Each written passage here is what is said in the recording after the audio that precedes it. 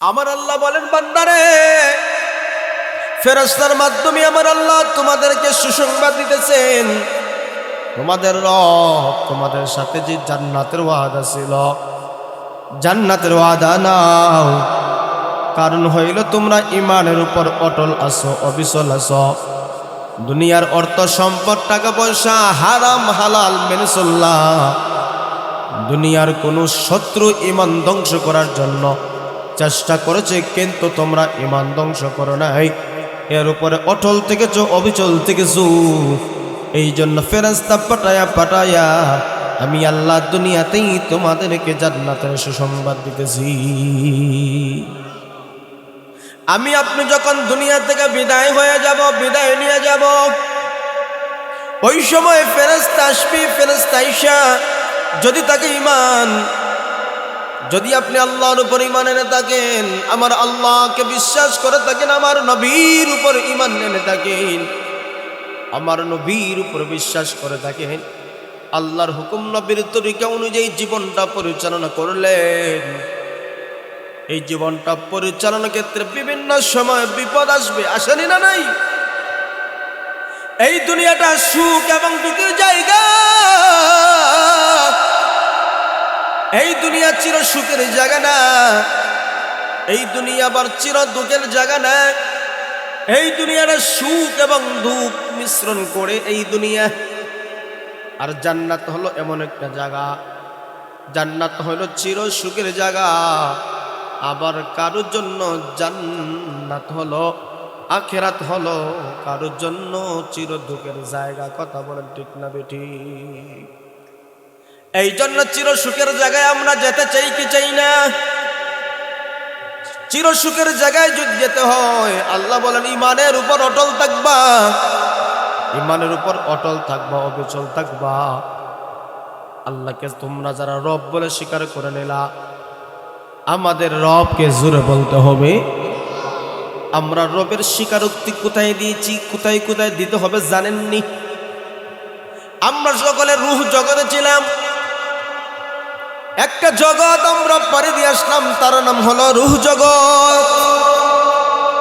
যেই জগতে সকল নবীগণের রূহ, সকল নবীগণ উম্মতের রূহ। আমরাও সেই জায়গায় ছিলাম। অতীতে যারা চলে গেছেন, বর্তমানে যারা আছে, ভবিষ্যতে যারা আসবে, কিয়ামতের আগ পর্যন্ত যত রূহ আছে, সব রূহ ওই জায়গার মধ্যে একত্রিত ছিল, জমা ছিল। আল্লাহ পাক রব্বুল আলামিন একটা ওয়াদা নিয়েছিলেন সেই দিন। ওই রূহ জগতে আল্লাহ বলেছিলেন, সেই দিন আমাদের কোনো বডি ছিল না, সেই দিন আমাদের কোনো দেহ ছিল না, সকলের রূহ ছিল, আল্লাহর নির্দেশ ছিল। ওই রূহকে সম্বোধন করে বলেছিলেন, আলাস্তু বিরব্বিকুম, আমি কি তোমাদের রব নয়? সকল নবীদের রূহ, সকল নবীদের উম্মতের রূহ এক জায়গায় বসে আছে। আমার আল্লাহ কি বলতেছেন কেউ তো বুঝেও না, জানেও না। সেই দিন আমার আপনার নবী, মায়ের নবীর রূহ সেই দিন বলেছেন, হা হা, অবশ্যই আমাদের রব আপনি। সুবহানাল্লাহ। কঠিন বিপদে আমার আপনার নবীর রূহ সেই দিন সকল মানুষের রূহকে মুক্তি করে দিয়েছিলেন, শিখিয়েছিলেন। আল্লাহ কি বলতেছেন? আল্লাহকে বোঝাতে চাই, তোমরা তো কেউ বুঝলা না, জানলা না। আল্লাহ সকলের জবান থেকে তার রববিয়ত স্বীকারোক্তি নিতে চায়। আল্লাহ তামাম দুনিয়ার পালনেওয়ালা, তামাম দুনিয়ার পালনেওয়ালা সৃষ্টিকর্তা আমার আল্লাহ, এই কথাটা তোমাদের কাছ থেকে স্বীকারোক্তি নিতে চায়। যখন মানুষ বুঝলো, একসাথে সেই দিন জবাব দিয়েছিল, ক্বালু বালা, ওগো আল্লাহ, অবশ্যই অবশ্যই আপনি আমাদের রব। আমাদের রবকে আর জোরে বলতে হবে, আমাদের রবকে।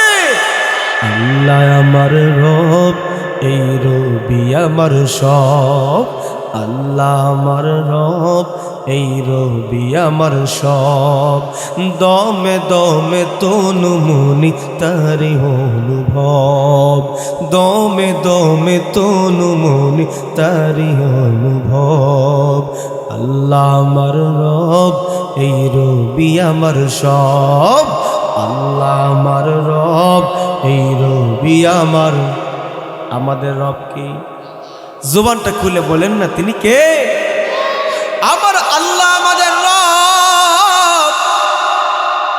সকল মানুষের সকল নুহের জবাবটা আমার আল্লাহ নিয়েছিলেন। আমরা বলেছিলাম অবশ্যই আপনি আমাদের রব। এই রূহ জগৎ থেকে আমরা আসলাম মায়ের জগতে। কথা বলেন ঠিক না বেটি? মায়ের জগৎ একটা আছি, রেহেমের একটা জগৎ আছি। এই জগতের মধ্যে আমরা কমে বেশি 10 মাস 10 দিন ছিলাম। কথা বলেন ঠিক না বেটি? স্থানান্তরিত হইয়া যখন আসলাম দুনিয়াতে, আসার পরে আমাদেরকে রবের বরত্ব শুনিয়ে দিতে হয়, রবের বরত্ব শিখিয়ে দিতে হয়। কারণ দীর্ঘ একটা জার্নি আমাদের মাঝে আসেনি না নাই? দীর্ঘ একটা পরিবর্তন আমাদের মাঝে। এই জন্য একটা সময় দেখেন আমার আপনার নবী বলেন, একটা শিশু যখন মায়ের রেহেম থেকে দুনিয়ার জগতে চলে আসে, দুনিয়ার জগতে যদি কোনো সন্তান চলে আসে, জীবিত যদি থাকে, আমার নবীর সুন্নত হইল আমার রবের পরিচয় তার ডান কানের মধ্যে দিয়ে দাও।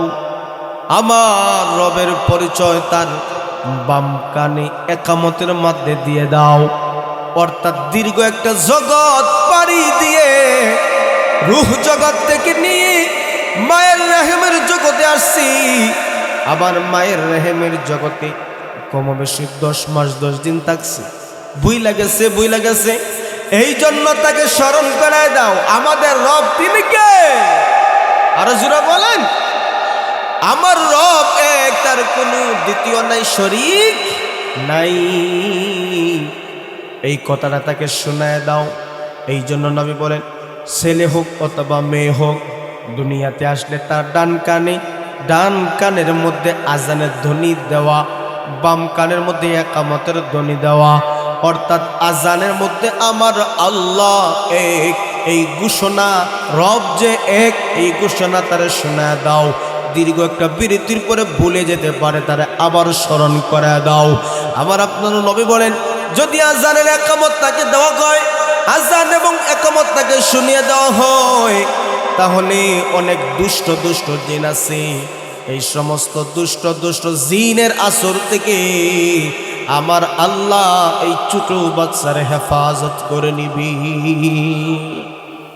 লা ইলাহা ইল্লাল্লাহ, লা ইলাহা ইল্লাল্লাহ, লা ইলাহা ইল্লাল্লাহ, লা ইলাহা ইল্লাল্লাহ, লা ইলাহা ইল্লাল্লাহ, লা ইলাহা ইল্লাল্লাহ, লা ইলাহা। সকলের জবান খুলে আল্লাহর নামে কিছু জিকির করি। লা ইলাহা,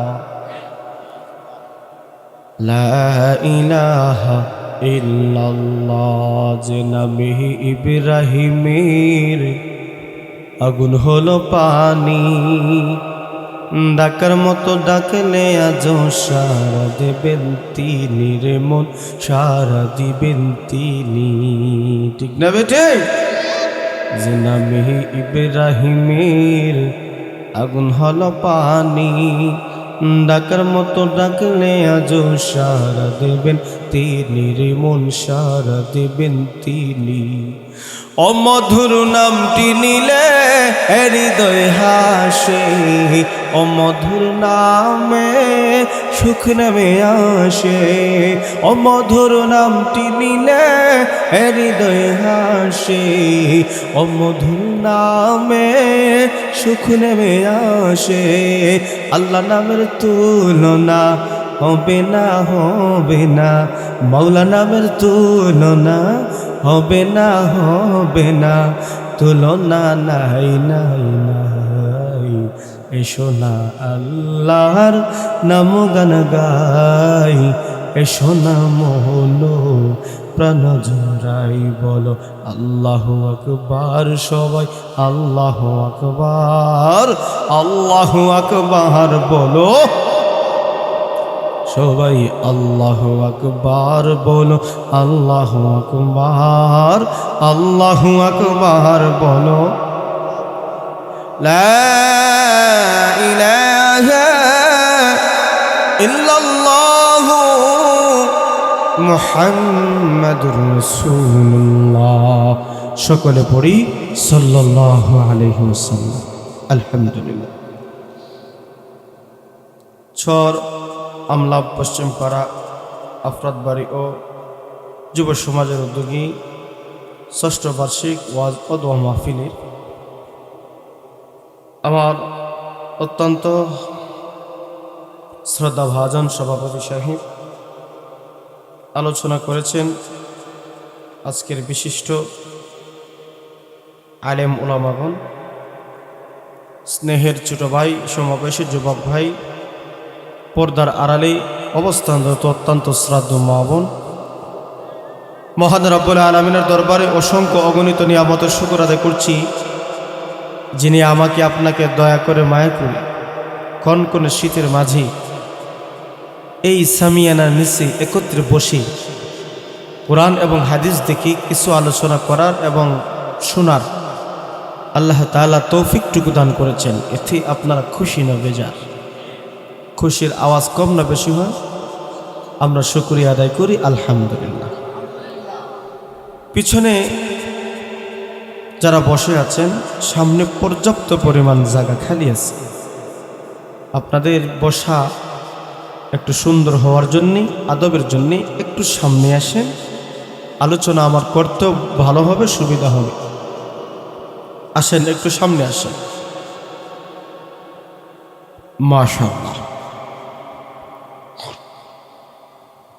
আসেন, একটু সামনে আসেন। আলহামদুলিল্লাহ।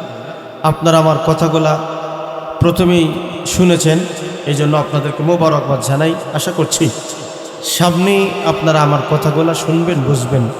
আল্লাহ পাক আমাদেরকে তৌফিক দেখ, দুনিয়া আখিরাতে সফলতা দান করুন। সকলে বলেন আমিন। আমি আপনাদের সামনে মহাগ্রন্থ আল কোরআনের সূরা হামিম সিজদার 30, 31, 32 তিনখানা আয়াতে কারিমা তেলাওয়াত করছি। নবীজির অসংখ্য অগণিত হাদিসের ভান্ডার থেকে ছোট্ট একখানা হাদিস শরীফ এর অংশ পাঠ করেছি। কোরআন এবং হাদিস খানাকে সামনে নিয়ে কিছু আলোচনা করার চেষ্টা করব। আল্লাহ তাআলা যেন আমাকে আপনাকে দুনিয়া এবং আখিরাতের সফলতা কামিয়াবি দান করেন। সকলে বলেন আমিন। আমাদের জীবন পরিবর্তন করার জন্যে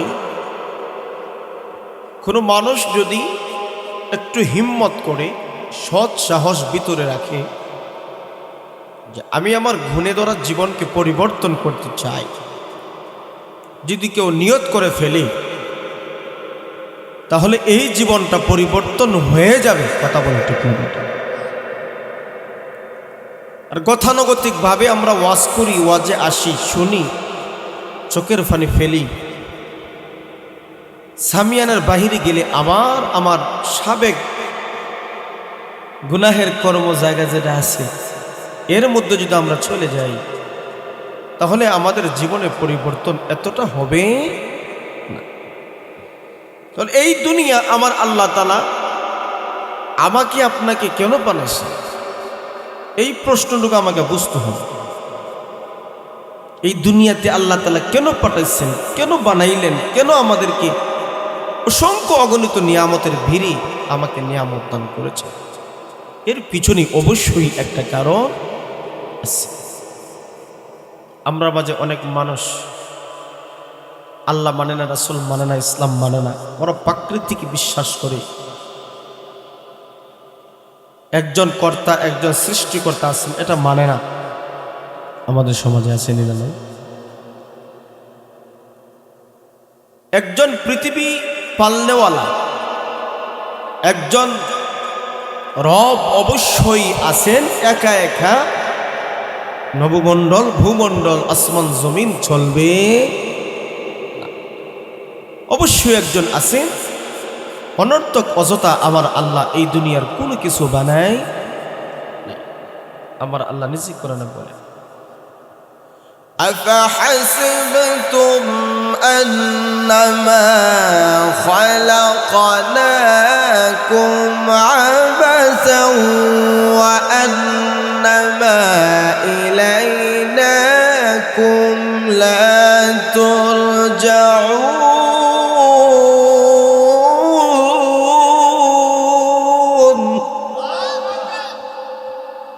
আল্লাহ বলে, আমি কি অনর্থক অযথা নিষ্প্রয়োজনে এই দুনিয়া সৃষ্টি করেছি? অবশ্যই অবশ্যই আমাদের রবের কাছে আবার ফিরে যেতে হবে। আওয়াজ দেন, কথা বলেন ঠিক না বেটি? অনর্থক বানায় নাই, অযথা বানায় নাই, একটা মুখ্য উদ্দেশ্য আছে। আল্লাহ বলেন উদ্দেশ্য কি?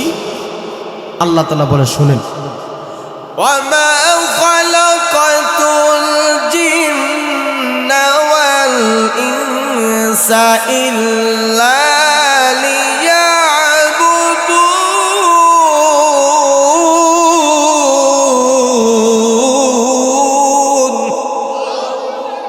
আল্লাহ বলেন মানব এবং জিন জাতিকে একমাত্র আমি বানাইছি গোলামি করবে। আর জুড়ে আল্লাহ একত্ববাদ, গোলামি হবে, বন্দিগি হবে কার? আল্লাহ। তাহলে বোঝা গেল আমাকে আপনাকে বানানোর উদ্দেশ্য হইল আল্লাহর গোলামি হবে, আল্লাহর হুকুম মানতে হবে, আমার আপনার নবীকে মহব্বত করতে হবে, নবীর আদর্শ নিয়ে জীবনটাকে সুন্দর করে সাজাতে হবে। কথা বলেন ঠিক না বেঠিক? আমাদের রবকে আর জোরে কোন আল্লাহ। এই কথার উপর যারা অটল থাকবে, অবিচল থাকবে, বিপদ আসেনি না নাই? তাওহীদের উপর যারা অটল থাকবে, অবিচল থাকবে, তাদের উপর বিপদ আসবে, পুরুষ হও অথবা নারী হও। কথা বলেন ঠিক না? পরীক্ষা দিতে হবে, পরীক্ষা ছাড়া আল্লাহর কাছে কেউ দামি হবে? পরীক্ষা দিলে মান বাড়ে, মর্যাদা বাড়ে। পরীক্ষার মধ্যে যদি ফেল করে মান সম্মান সব তুলিশাত হয়ে যায়। কথা ঠিক না? আমাদের স্কুল, কলেজ, ভার্সিটি, মাদ্রাসা যত শিক্ষা প্রতিষ্ঠান আছে, পরীক্ষা হয়নি? কথা বলতে হবে, হয় কি হয় না? পরীক্ষা হয়। কেন? পরীক্ষা না হলে লেখাপড়ার মান বাড়ে না। সকলেই মনে করবে পরীক্ষা যেহেতু নেই, কিসের আর পড়া, প্রতিদিন আসবো যাব, মা বাবার কাছ থেকে টাকা আনবো আর চলবো। কথা বলে ঠিক নেই। পরীক্ষা না হলে লেখাপড়ার মান মানে না, সন্তানাদের ইজ্জত সম্মান বাড়ে না, ভবিষ্যৎ উজ্জ্বল হয় না। কথা কোন ঠিক না? পরীক্ষা দিতেই হবে, আমাকে আপনাকে পরীক্ষা দিতে হবে। পরীক্ষককে জোরে কান আওয়াজ দিয়ে বলেন আল্লাহ। পরীক্ষার্থী কারা? আমরা। পরীক্ষার জায়গা কোথায়? দুনিয়া। কথা বলেন ঠিক না? ফলাফল পাবো কোথায়? জান্নাতে। কথা বলেন ঠিক না? এই জন্য আল্লাহ পাক রব্বুল আলামিন বলেন, ইন্নাল্লাযীনা ক্বালু রাব্বুনাল্লাহ সুম্মা ইসতাকামু। আল্লাহ পাক রব্বুল আলামিন বলেন, নিশ্চয়ই যারা বলে আল্লাহ আমাদের রব, সুম্মা ইসতাকামু, এর ওপর অটল থাকে, অবিচল থাকি, ফলাফল হিসাবে আমার আল্লাহ বলেন, তাতানাজ্জালু আলাইহিমুল মালাইকা, আল্লাহ বলেন আমি আল্লাহ তাদের কাছে ফেরেশতা পাঠাইব। আমার আল্লাহ কেন ফেরেশতা পাঠাইবেন? আল্লাহ তাখাফু ওয়া লা তাহজানু। ওই ফেরেশতা বান্দা বান্দের কাছে এসে বলবে, তোমরা ভয় করিও না, চিন্তা করিও না, তোমরা ভয় করিও না, চিন্তা করিও না। ও আবশিরু বিল জান্নাতিল্লাতী কুনতুম তুআদুন। আমার আল্লাহ বলেন, বান্দারে, ফেরেশতার মাধ্যমে আমার আল্লাহ তোমাদেরকে সুসংবাদ দিতেছেন, তোমাদের রব তোমাদের সাথে যে জান্নাতের ওয়াদা ছিল, জান্নাতের ওয়াদা নাও। কারণ হইল তোমরা ইমানের উপর অটল আছো, অবিচল আছো। দুনিয়ার অর্থ সম্পদ, টাকা পয়সা, হারাম হালাল মেনে চললা। দুনিয়ার কোনো শত্রু ইমান ধ্বংস করার জন্য চেষ্টা করেছে, কিন্তু তোমরা ইমান ধ্বংস করো নাই, এর উপরে অটল থেকেছো, অবিচল থেকেছো। এই জন্য ফেরেশতা পাঠায়া পাঠায়া আমি আল্লাহ দুনিয়াতেই তোমাদেরকে জান্নাতের সুসংবাদ দিতেছি। আমি আপনি যখন দুনিয়া থেকে বিদায় হয়ে যাব, বিদায় নিয়ে যাব, ওই সময় ফেরেশতা আসবে। ফেরেশতা আইসা যদি তাকে ইমান, যদি আপনি আল্লাহর উপর ইমান এনে থাকেন, আমার আল্লাহকে বিশ্বাস করে থাকেন, আমার নবীর উপর ইমান এনে থাকেন, আমার নবীর উপর বিশ্বাস করে থাকেন, আল্লাহর হুকুম নবীর তরিকা অনুযায়ী জীবনটা পরিচালনা করলেন, এই জীবনটা পরিচালনার ক্ষেত্রে বিভিন্ন সময় বিপদ আসবে, আসেনি না নাই? এই দুনিয়াটা সুখ এবং দুঃখের জায়গা। এই দুনিয়া চির সুখের জায়গা না, এই দুনিয়া আবার চির দুঃখের জায়গা না। এই দুনিয়াটা সুখ এবং দুঃখ মিশ্রণ করে এই দুনিয়া। আর জান্নাত হলো এমন একটা জায়গা, জান্নাত হলো চির সুখের জায়গা। আবার কারোর জন্য জান্নাত হলো, আখিরাত হলো কারোর জন্য চির দুঃখের জায়গা। কথা বলেন ঠিক না বেঠি? এই জন্য চির সুখের জায়গায় আমরা যেতে চাই কি চাই না? চির সুখের জায়গায় যদি যেতে হয়, আল্লাহ বলেন ইমানের উপর অটল থাকবা, ইমানের উপর অটল থাকবা, অবিচল থাকবা। আল্লাহকে তোমরা যারা রব বলে স্বীকার করে নিলা, আমাদের রবকে জোরে বলতে হবে। আমরা রবের স্বীকারোক্তি কোথায় দিয়েছি, কোথায় কোথায় দিতে হবে জানেননি? আমরা সকলে রূহ জগতে ছিলাম, একটা জগৎ আমরা পাড়ি দিয়ে আসলাম, তার নাম হলো রূহ জগৎ। যেই জগতে সকল নবীগণের রূহ, সকল নবীগণ উম্মতের রূহ।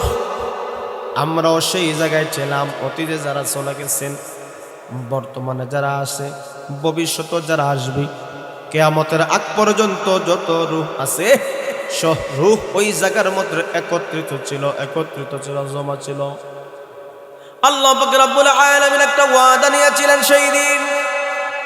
ওই রূহ জগতে আল্লাহ বলেছিলেন, সেই দিন আমাদের কোনো বডি ছিল না, সেই দিন আমাদের কোনো দেহ ছিল না, সকলের রূহ ছিল, আল্লাহর নির্দেশ ছিল। ওই রূহকে সম্বোধন করে বলেছিলেন, আলাস্তু বিরাব্বিকুম, আমি কি তোমাদের রব নয়? সকল নবীদের রূহ, সকল নবীদের উম্মতের রূহ এক জায়গায় বসে আছে। আমার আল্লাহ কি বলতেছেন কেউ তো বুঝেও না, জানেও না। সেই দিন আমার আপনার নবী, মায়ের নবীর রূহ সেই দিন বলেছেন, হা হা, অবশ্যই আমাদের রব আপনি। সুবহানাল্লাহ। কঠিন বিপদে আমার আপনার নবীর রূহ সেই দিন সকল মানুষের রূহকে মুক্তি করে দিয়েছিলেন, শিখিয়েছিলেন।